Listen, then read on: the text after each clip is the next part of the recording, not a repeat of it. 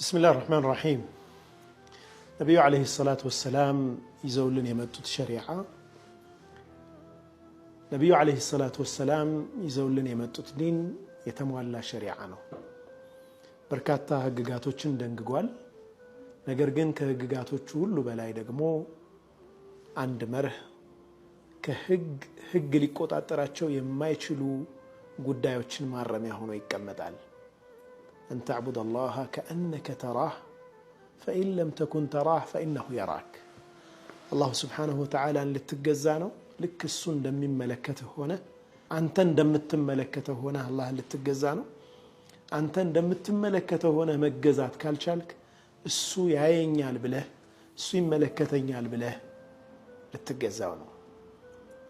أبو مسعود البدري تبع الصحابي رضي الله عنه عند ባሪያውን ወይም ማገልጋዩን ሲገርፍ አንድ ድምጽ ይሰማል። በጣም ተቆጥቶ እየገረፈ ነው። ድምጹ ከጀርባ ይመጣል። ኢዕለም ያ አባ መስዑድ ኢዕለም ኢዕለም ይላል።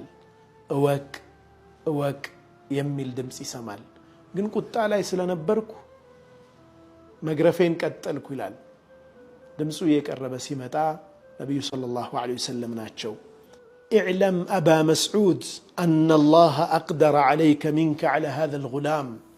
أنت بزيه اسأل لك هله أكم بلاي الله سبحانه وتعالى بانت لا أكم دالو أوك قالت أبا مسعود دنقته نعم أنت بزيه دكاما مسكين لاي كاله أكم يبلت الله سبحانه وتعالى بانت لاي أكم الله سيلوت دنقت كلال وديعون والله لا أضرب مملوكا بعده أبدا ما ننبار عم هنا قلقاي كذيبها لا عالمتام والله وهو حر لوجه الله إهنن مدقمو أني متاهوتن إهنن أقلقاين لا الله سل نسعد رقيوان له على نبي صلى الله عليه وسلم. نبي صلى الله عليه وسلم أما لو لم تفعل لمستك النار إهنن باتادر قنورو جهنم تكأمس نبر سات تاقينيه نبر على النبي صلى الله عليه وسلم. نعم عندنا قدايوش لفرد بيتين ما يمتشو ناتشو من البات يكأن سرا سرتنو ويم يور سرا سرتو سراتن ياتشن دموز كالكلانو يهونال فرد بيت هيدو لمكسس فرتم يهونال. ግን አላህ Subhanahu Wa Ta'ala እኛ በሱ ላይ ካለን አቅም በላይ አላህ በእኛ ላይ አቅም አለው። ምናልባት ሚስታችን ማንም በሌለበት በጣም መጥፎ ቃል ተናግረን አቁስለናት ይሆናል። ፍርድ ቤት ሄዳ አቤት የምትለው አይነት አይደለም። ነገር ግን አላህ Subhanahu Wa Ta'ala ይህንን ግፍም ይመለከታል። በልጆቻችን መካከል አድሎ ፈጽመን ይሆናል። ልጆቻችን ሄደው አቤት የሚሉበት ፍርድ ቤት የለም ይሆናል። አላህ Subhanahu Wa Ta'ala ግን ይህንንም ግፍ ያያል። ምናልባት ባለን ስልጣን ህዝባችን ላይ የፈጸምነው ግፍ ይኖራል። ህዝብ አቅም አጥቶ ዝም ብሎ ይሆናል። አላህ Subhanahu Wa Ta'ala ግን ይህንንም ግፍ ይመለከታል።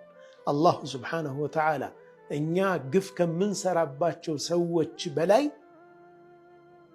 አላህ በእኛ ላይ አቅም አለው። አላህ Subhanahu Wa Ta'ala የፈለገውን ማድረግ የሚችል ጌታ ነው። ያሻውን የሚሰራ ጥበበኛ ጌታ ነው። ሁሌም አንድ ህግ እናስተውል። ይህ የተፈጥሮ ህግ ነው። በሁለት ኃያሎች መካከል የሚደረግ ፍልሚያ ላይ አላህ ለአስባብ ትቶታል። ሁለቱም ምን ያክል ለድል የሚያበቃቸውን ዝግጅት አድርገዋል፣ ሰበብ አድርሰዋል ለሚለው የተተወ ጉዳይ ነው።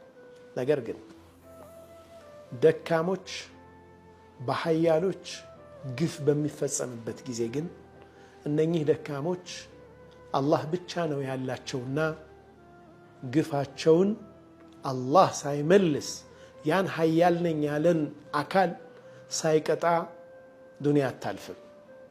ይህ ሱነት አላህ ነው። አምባገነን አባት በልጆቹ ሳይናቅ አያልፍም። አምባገነን ባል በሚስቱ ሳይዋረድ አይቀርም። አምባገነን መሪም ከሆነ በህዝቦቹ ሳይዋረድ አይቀርም። ማንም ሐያል ነኝ ብሎ ሌሎቹን የሚረግጥ ከሆነ በተረጋጮቹ አላህ መልሶ ያን ሰው ሳይጥለው አይቀርም። ይህ ሱነት አላህ ነው። ይህ አላህ ስብሓነሁ ወተዓላ ህግ ነው። ዓለም ላይ የተፈጠሩ ነገሮችን ማየት እንችላለን። በየቤቱ የሚከሰቱትን ማየት እንችላለን። ገንዘብ አለኝ፣ ስልጣን አለኝ፣ አቅም አለኝ፣ ጉልበት አለኝ ያሉ ሰዎች መጨረሻ ላይ ወድቀው ነው የምናገኛቸው። ግፍን መጠንቀቅ ያስፈልጋል። ግፍን መራቅ ያስፈልጋል። አላሁ ስብሓነሁ ወተዓላ ግፍ የተፈጸመበትን ሰው ይረዳል፣ በሱ የካደም ቢሆን። ፈማ ባሉኩም ምን ይመስላችኋል? በአላህ አምኖ ስጁድ ላይ ያ ረቢ ኢኒ መዝሉሙን ፈንተሲር፣ ጌታዬ እኔ ተበድያለሁ፣ ግፍ ተፈጽሞብኛል፣ እርዳኝ ብሎ የሚያለቅስ ሙእሚንስ እንዴት ነው የሚሆነው? አላሁ ስብሓነሁ ወተዓላ እኮ በሱ ያላመኑ በሱ የካዱ ሰዎችን እንኳ ግፍ ከተፈጸመባቸው ረዳቸዋለሁ፣ አግዛቸዋለሁ ብሏል። ግፍን መጠንቀቅ ያስፈልጋል። በተለይ ደካሞች ላይ የሚፈጸም ግፍ እጅግ በጣም አደገኛ ነውና ልንጠነቀቅ ይገባል ማለት ነው። ወሰለላሁ ወሰለም ወባረከ ዐላ ሰይድና ሙሐመድ ወዐላ አሊሂ ወሰሕቢሂ ወሰለም። አላሁ